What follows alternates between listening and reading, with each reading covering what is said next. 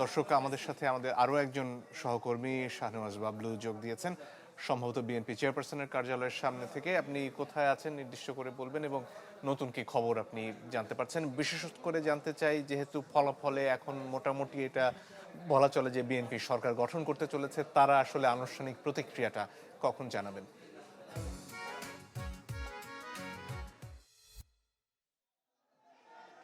মঞ্জুর, তারেক রহমান প্রতিক্রিয়া তো নেতাকর্মীরা উচ্ছ্বসিত উদ্বেলিত। এখন তারেক রহমান বের হচ্ছেন, আমি যদি পরিস্থিতিকে দেখাই আপনাকে, তারেক রহমান যে এখন তারেক রহমানের যে গাড়িটি বের হচ্ছে, এখন তারেক রহমান হয়তো তিনি তার বাসায় যাবেন। আমরা একটু দেখানোর চেষ্টা করবো, তরুণ নেতাকর্মী এবং গণমাধ্যম কর্মীদের ভিড় উপেক্ষা করে তার গাড়িটি বের হচ্ছে। এখন দেখানোটা অনেকটা কষ্টসাধ্য হচ্ছে আমাদের, নেতাকর্মী এবং গণমাধ্যম কর্মীদের ভিড় উপেক্ষা করে। তারেক রহমান, আপনি জানেন, সকাল 2টায় তিনি গুলশান কার্যালয়ে আসেন এবং সকাল 9:30টায় তার যে ভোট কেন্দ্র সেখানে ভোট প্রদান করেন। ভোট প্রদান শেষে তিনি তার ঢাকার বেশ কয়েকটি কেন্দ্রে তিনি প্রদর্শন করেন এবং প্রদর্শন শেষে তিনি এখানে এই গুলশানের যে চেয়ারম্যানের যে কার্যালয় সেখানে তিনি আসেন। এরপর থেকেই বলা যায় এই চেয়ারম্যানের কার্যালয়ে তিনি অবস্থান করছিলেন। এখন তিনি বের হয়ে যাচ্ছেন, তার গাড়িটি হয়তো যে তার বাসায় যাবে। এখান থেকে বলা যায় প্রায়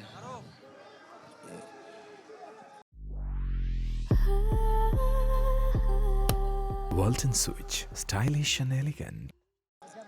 ওয়াকিং ডিস্টেন্স গুলশানের যে চেয়ারম্যানের কার্যালয় সেখান থেকে তার যে বাসা, ফিরোজা বেগম খালেদা জিয়ার বাসা ছিল, এর পেছনেই তার বাসাটি। তো নেতাকর্মীরা ঘিরে ধরেছেন, তার গাড়িতে স্লোগান দিচ্ছেন, উচ্ছ্বসিত উদ্বেলিত নেতাকর্মীরা। তারা দীর্ঘদিন পর তারা যে গণতান্ত্রিক পরিবেশের জন্য দীর্ঘ লড়াই সংগ্রাম করেছেন, সেই লড়াই সংগ্রামের প্রতিফলন তারা বলা যায় পেয়েছেন। ইতিমধ্যেই আপনি জানেন, বেসরকারিভাবে বিএনপি যেই নির্বাচনের সংখ্যাগরিষ্ঠতা পাওয়ার কথা ছিল সেটি পেয়েছে বেসরকারিভাবে, যেটা আপনিও জানিয়েছেন গণমাধ্যমকে, দেশের দর্শকদের। আমরাও জানতে পেরেছি যে এখন চেয়ারম্যানের গাড়িটি চলে যাচ্ছে। গণমাধ্যম কর্মীরাও চেষ্টা করছিল তাকে একটু তার কথা বলার জন্য, আমরা চেষ্টা করেছিলাম কথা বলানোর জন্য, কিন্তু তিনি কথা বলেননি। যদিও এর আগে দুপুরে তিনি কথা বলেছিলেন, তিনি ভোটের ফলাফল নিয়ে কিছুটা সংশয় প্রকাশ করেছিলেন।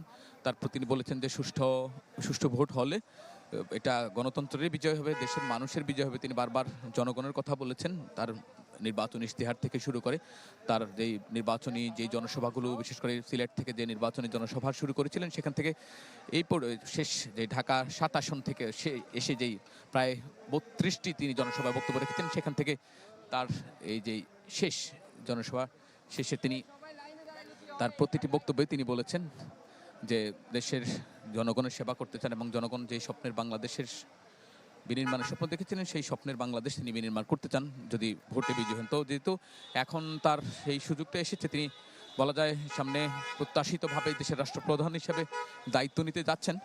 তো সেই অর্থেই তিনি তার ওই সুযোগটা রয়েছে যে তিনি হয়তো তার যেই প্রতিশ্রুতি সেটি রক্ষা করার সুযোগ পাবেন। তো এখন তার গাড়ি বহরটি গুলশানের যে বাসা সেখানে চলে যাচ্ছে। এখন তার যে নিরাপত্তা কর্মী রয়েছেন তাদের, গণমাধ্যম কর্মী এবং সবাইকে সরিয়ে দেওয়ার চেষ্টা করছেন, সবাইকে সরিয়ে দিচ্ছেন। আমরা গণমাধ্যম কর্মী যারা রয়েছে তারাও এখান থেকে কিছুটা, তার গাড়ি বহর চলে গেছে, আমরা তাকে আর রিচ করতে পারিনি। তো বিএনপি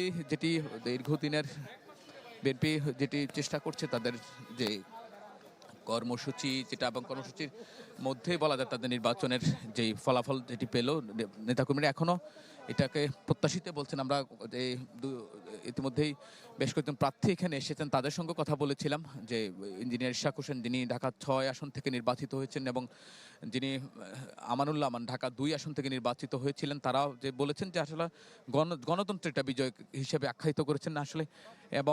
এবং তিনি যেটা তার পক্ষ থেকে যেটা বলা হয়েছিল, এই বিজয়টি তাদের গণতন্ত্রের বিজয়, এবং এটাকে তারা এটা দেখছেন। এবং আমি যদি একটু ঢাকা মহানগর দক্ষিণ যুবদলের সাধারণ সম্পাদক রবিউল ইসলাম নয়ন আমাদের সঙ্গে এসেছেন। আমরা আসলে আজকের যে বিজয়, এই বিজয়টাকে আপনারা কিভাবে দেখছেন? ভাই এমন করতেছেন কেন? হ্যাঁ বলেন। আজকের যে বিজয় আপনাদের, এটাকে আপনারা কিভাবে দেখছেন?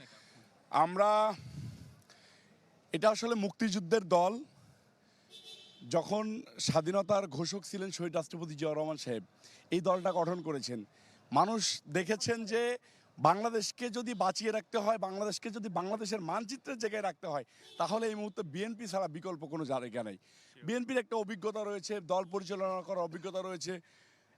তাতে হচ্ছে যে স্বাধীনতা বিরোধী শক্তিরা সবসময় ধর্ষকের ভূমিকায় ছিল। পাকিস্তানের সময় আমাদের মা বোনদেরকে নিয়ে ধর্ষণ করেছে এবং এর পরবর্তীতে দেখেছেন মঞ্জুর, আমাদের সহকর্মী শাহনওয়াজ বাবলু তিনি গুলশানে বিএনপি চেয়ারম্যানের যে